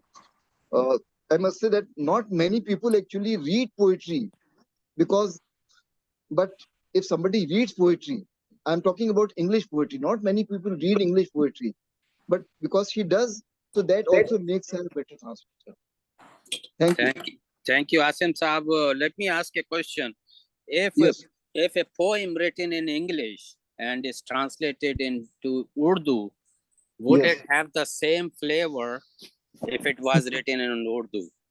That is true. Actually, somebody who writes poetry in Urdu, I think that that person will also translate that poem better. And I gave the example Anisa, for example, and many others also. In fact, Sami's father, Rafiq Vilibitis, have translated Daffodils, and that reads wonderfully. If Sami has that, and I think that that can be read, or maybe Sami, can you read that? It will just take 2 minutes, but he translated Daffodils. So because he was an Urdu poet, and when he translated Daffodils, of course, he took some liberty with the rhyme, but he got the feel very right. Sami, you have that? Yeah, I have it. I have it. Yeah. And that will answer your question, sir. Thank you so much. I think she is reading it. Yeah. Okay, so let's listen that, and then I will pass on to Dr. Raziuddin. I'll just take 1 minute. Huh? Just 1 Yeah. minute.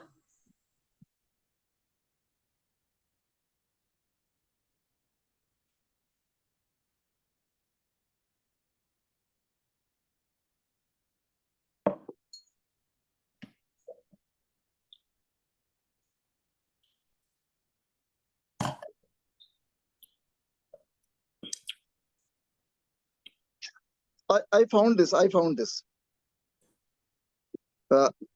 Can you? Am I audible? Yes. Do you want to read? Yeah, I found this. Okay, ये please. Wordsworth की शहर आफाक नज़्म daffodils Urdu लिबास में, that means it is translated actually in the ground of आकाश पे एक दिन उड़ता था मैं तन्हा हर सू फिरता था बादल जैसा आवारा वादी और कोसार के ऊपर मस्त मगन था मैं कि अचानक सामने देखा फूलों का झुरमुट झील किनारे पेड़ों तले फूल सुनहरे झूम रहे थे मस्ती में वो नाच रहे थे मौजे सबा की थपकी से मानो बेहद लंबे साहिल की आकाश में बहती गंगा में वो तारों जैसे लगते थे जोश में अपने सिर को हिलाते फूल सुनहरे एक नजर थी फूल हजारों झील की लहरें नाच रही थी पास ही लेकिन नाच सुनहरे फूलों का मात करे था लहरों को अब दिल को खुशी से भरना ही था ऐसी हंसमुख महफिल में ये काम कवि को करना ही था फूल सुनहरे जिनको मैं दिल एक झलक में दे डाला फिर तकने लगा उन फूलों को बेगाना था पर उस दौलत से ये फूल जो मुझ तक लाए थे मैं जब भी तन्हा होता हूँ चाहे गम में डूबा हूँ ये फूल अचानक आते हैं और मन को दर्पण देते हैं तन्हाई की नेमत फूल सुनहरे दिल को खुशी से भरते हैं और साथ सुनहरे फूलों के दिल मेरा खुशी से नाचे है This is it. Thank you. It certainly Wonderful. captures the essence. Thank you so much. And before I pass on to Dr. Raziuddin, thank you to all three intellectual speakers. It was a wonderful session and I learned a lot. And a special thank to Professor Asim Siddiqui Saab for being here. Razi bhai, back to you. Very good. Yeah, the session really went very well, and many have learned much newer thing and better understanding. My just one curiosity is there. Why? I mean, India is full of so classic literature, but Indians have not translated these literature into English. Hey, I am in my daughter's house, so my grandsons are just peeking through.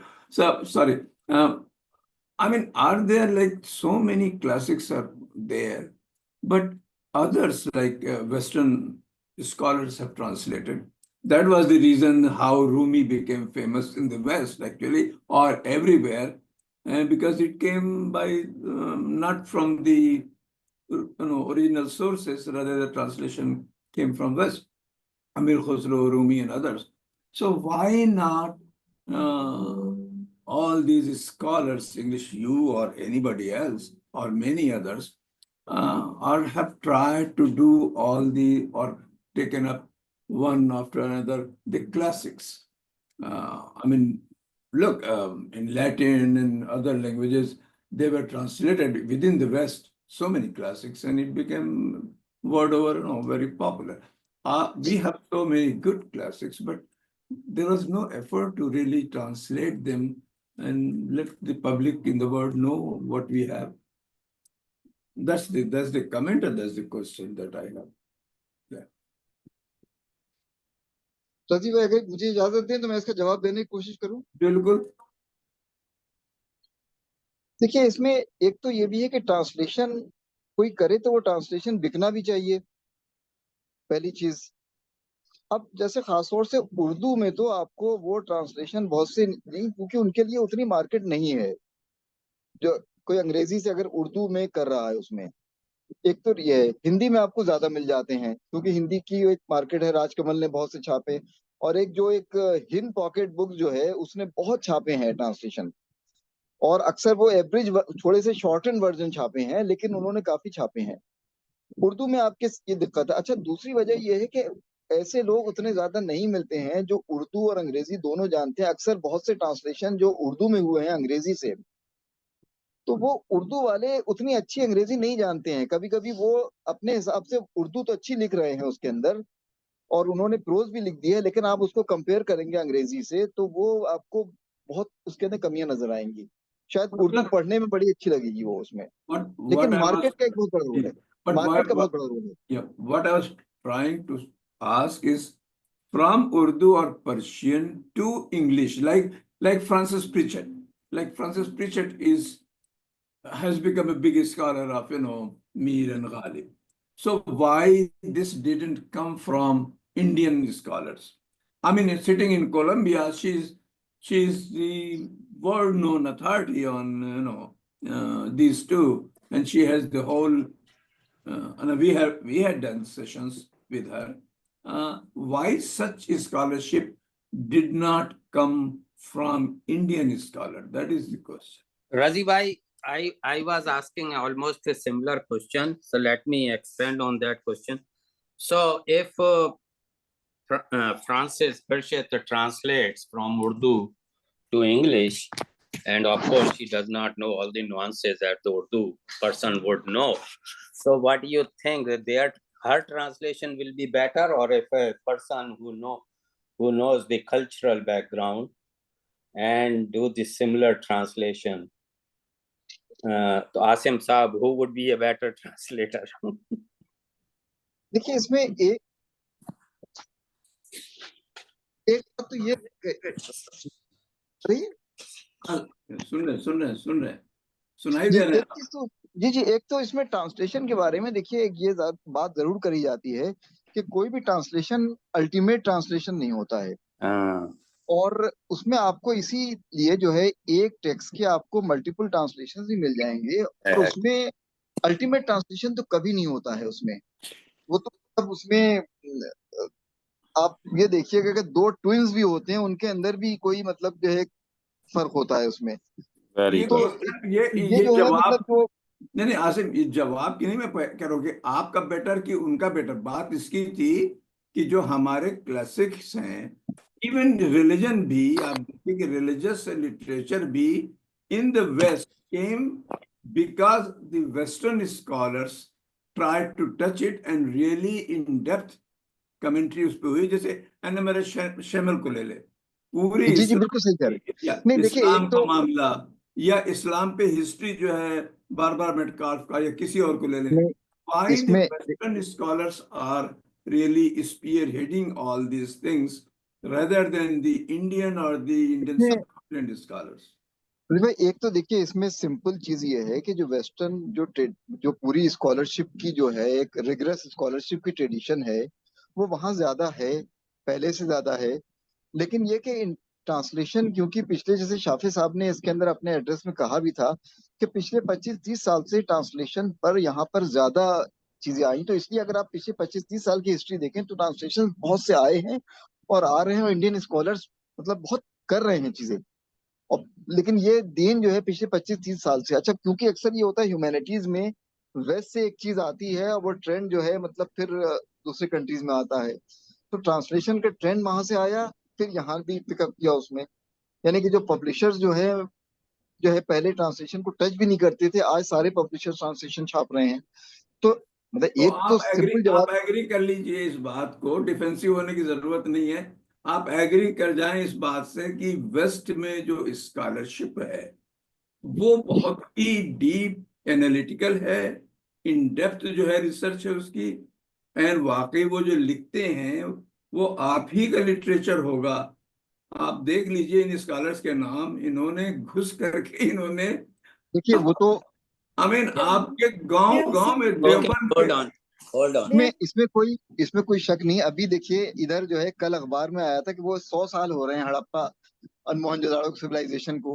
क्या किया हमने? 100 साल 100 साल से पहले हमें पता नहीं था, तो वो तो बिल्कुल। मतलब जो है कि आपके जो वेस्टर्न स्कॉलर्स थे और ग्रेजुएट्स थे, They मतलब उनका all पूरा काम। they are the one actually, वो हमको गुड जो हमारे पास रिसर्च मटेरियल आया या गुड जो है इंफॉर्मेशन आई, वो सब वेस्ट से आई हमारे अपने बारे में।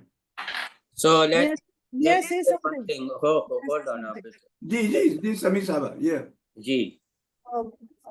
Because I've been translating and writing poetry, I've seen one major thing in the West, America or Europe. There is a lot of encouragement for scholars and even for isolated writers. सही बात, Anybody who's सही writing, बात, government will give them support. जी यहाँ पे इतना मुश्किल है. In सही India, बात, it's बिल्कुल difficult. बिल्कुल। You have to have your own resources, ji connections. Outside, I think isolated people जिनके कोई resources नहीं है, there are बिल्कुल। so many, That's true, that's financial true, backing for that's them. The respect is there. In that is India, true. there's so few. सही I बात। think next to nil. It's a lonely journey. You are doing it for yourself. So let me conclude the question and answer session, and those who want to stay, that is fine. And the others are excused because it has been almost more than 2 hours. Yes. So you are welcome to leave. Those who want to stay, they are welcome for chit chat. So that is a Rajiv bhai, इशारा, that is a इशारा from रफक कि आप लोग चले जाएं, इसलिए कि अब ये जो खुलेगा इसमें जरा सा कुछ लूज स्टार्ट भी पॉसिबल है अलिगेरियन स्टाइल की, नहीं इसलिए ऐसा कुछ कोई नहीं। जरूरी नहीं है आपको रहना। लूज मतलब इसमें नहीं, लूज का मतलब गलत सेंस में नहीं। एग्जैक्टली। सो मैं ये कह रहा था, जो आप बात कह रहे हैं उसमें कि अगर यूरोप में ट्रांसलेशन होगा उर्दू से इंग्लिश का, तो उसमें बहुत सारे फैक्टर हैं। एक तो प्रोफेसर रफीक ने ऑलरेडी जो है बताया कि इनकरेजमेंट, रिसोर्सेज। दूसरी चीज, क्या ये आप लोग समझते हैं कि vocabulary will play a major role, no matter how much, because that is their native language. They are more familiar with the idioms and all those kind of things in English rather than a person who is not Anglophone. ये जो question Rafat का, इसका मैं जवाब तो मैं नहीं दूंगा, लेकिन आपको एक इशारा कर दे रहा हूँ। If you just simply go look at the expanse of research in one particular thing, Francis Pritchett के जरा वेबसाइट पे आप जाइए, जो डिटेल्ड वेब है उनकी, और जो कैटलॉगिंग की है सिंगुलर वर्ड्स की गालिब और मीर के ऊपर, कि वो हंड्रेड्स ऑफ पेजेस में उसके वो है डिटेल्स है। यकीनन। और उस पे हर लेवल पे वो काम है। वो इतना बड़ा है, इतना कंप्रहेंसिव है कि मतलब beyond imagination, you cannot comprehend कि इस एक पर्टिकुलर स्कॉलर ने एक पर्टिकुलर फोकस सब्जेक्ट पे कितना ज्यादा काम किया है, और एवर एक्सपेंडिंग। रिसोर्सेस मसला है, उसके उनके साथ 10 पोस्टडॉक लग रहे होंगे। I mean, but in India, like even Aligarh Muslim University, Urdu का इतना बड़ा गहवारा था, लेकिन उर्दू पे एक बार अगर वो आलम सरूर और ये लोग चले गए, तो वो जो एक आपके अंग्रेजी में थे ना, तो ट्विंस जिन्होंने बाद में गालिब के ऊपर कमेंट्री लिखी, तो सब कुछ है, क्या नाम था, अरे नेक्स्ट वाले मसरूर साहब जो प्रोफेसर थे, नाम स्लिप कर गया मेरे ध्यान से, इन दोनों ने मिलके बहुत सी किताबें लिखी। वो लोग गायब हुए, तो उसके बाद उर्दू के ऊपर नहीं, अरे मेरे पास है, वो भी है, लेकिन मैं दिमाग से उतर गया, स्लिप कर जाता है कभी कभी। और द नेक्स्ट वाले मसरूर बड़े फेमस थे उर्दू में, प्रोफेसर थे, हम ही लोग के जमाने में थे। और रसल के साथ जो है, अरे जोड़ी थी उनकी, राल्फ रसल के साथ जो थे प्रोफेसर उर्दू में, खुर्शीदुल इस्लाम। जो खुर्शीदुल इस्लाम साहब ने और राल्फ रसल ने एक अटेम्प्ट किया था, वो एक पैटर्न, एक एग्जाम्पल दे रहा कि इस टाइप का और इससे ज्यादा बड़ा पॉसिबल था, लेकिन हम लोग कर नहीं पा रहे। या अब ये कि हर चीज में रिसोर्सेज का मसला है या डीप स्कॉलरशिप का ट्रेडिशन नहीं। ये I mean this is not hint to on anybody, but deep scholarship अगर इंडिया में हो। रजी भाई उसमें एक चीज ये भी है कि कुछ नहीं करके भी बहुत तरक्की अलीगढ़ में मिल जाती है। ये देखिए, ये उंगली तो हम साइंस पे भी कर सकते हैं कि आखिर सारी साइंस की रिसर्च अच्छी है, बाहरी क्यों हो रही है, इंडिया में क्यों नहीं हो रही। तो दैट रिफ्लेक्ट्स ए जनरल। और ये इंडियन यूनिवर्सिटीज के बारे में खास काफी हद तक कह सकते हैं, उसमें जहाँ बहुत अच्छे लोग हैं तो वहां पर ऐसे वही लोग भी जाके हैं जो नहीं, तो यहीं आके क्यों अच्छे होते हैं भाई, ये एक बात जो है। अरे रजी भाई, आपको आंसर मालूम है, बार बार एक ही चीज को चलिए भाई उसको ये आपको तो पता है। डिस्कशन है, इसमें पर्सनल थोड़ी हम हो रहे हैं। नहीं नहीं, आपको तो आंसर मालूम है ना। तो अच्छा है ना, दूसरे के मुंह से भी सुनते रहे थोड़ा। अच्छा जाने दे, हो गई बात। और जी जी मैं खुद आज भागना इसलिए चाह रहा हूँ कि मैं दूसरे जिस घर में हूँ वहां दरवाजा बंद करके बैठा हूँ, वहां पे थप थप की आवाज आ रही है, मेरे दोनों नवासे हंगामा कर रहे हैं, तो मुझे जाना। I am in New York, I am not in my जी जी यूजुअल जी। प्लेस। जाइए जाइए, आप न्यूयॉर्क और घूमिए। हमें जी और हम लोग खाना भी खा लें भाई अब तो। हाँ जी, जी जी, बिल्कुल बिल्कुल। बोल के bye bye. Thank you thank you all. Once again Thank everyone, you very all the much. audience, thank you all the so much. audience. It was wonderful. Thank you for your wonderful time. Session, wonderful Thank you. Session. और आपको YouTube एक हफ्ते में मिल जाना चाहिए।